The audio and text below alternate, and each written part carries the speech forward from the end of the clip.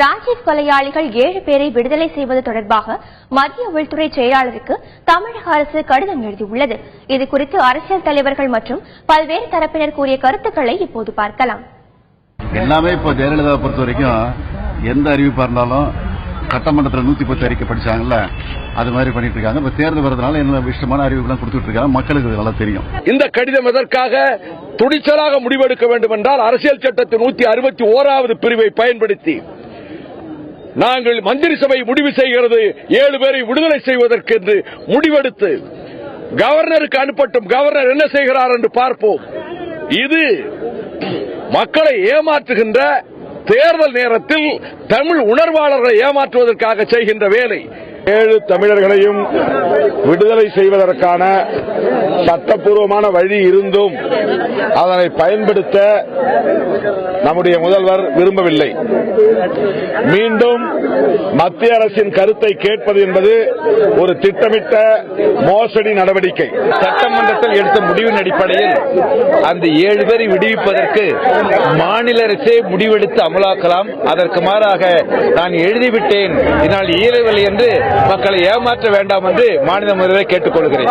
தமிழ்நாடு அரசுக்கு இருக்கிற ஒரே உரிமை 161வது சட்ட விதியை பயன்படுத்தி விடுதலை செய்யறது. அந்த வாய்ப்பை உச்சநீதிமன்றம் மறுக்கல, தடுக்கல.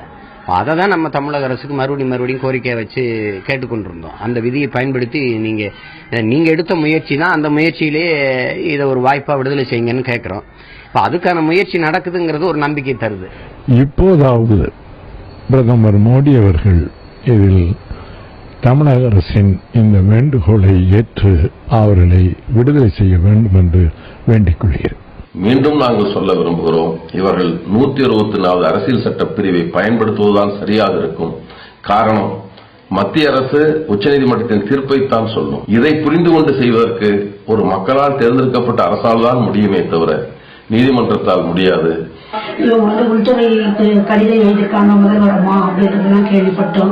நிச்சயமா முன்ன மறுத்து மோடி அரசு இப்ப மறுக்காது அப்படின்ற நம்பிக்கை உருவாகி இருக்கு. இந்திய அரசியலமைப்பு சட்டம் 161 படி விடுதலை செய்தால் எந்த மத்திய அரசை கேட்க வேண்டிய தேவையில்லை. அது எப்படி கன்சல்ட் வாங்கணும்ன்றது it is left to the chief minister and government of India.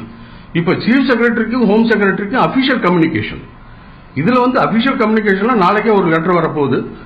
Please refer to Supreme Court judgement, you have no power to ரிலீஸ்னு வரப்போகுது. எந்த பொறுத்தவரையில அந்த சத்த ராஜீவ் காந்தி வச்சே பாலிடிக்ஸ் பண்றாங்க, இருக்கிற அக்யூஸ்டு ஜெயில இருக்கிறவனையும் வச்சு பாலிடிக்ஸ் பண்றாங்க.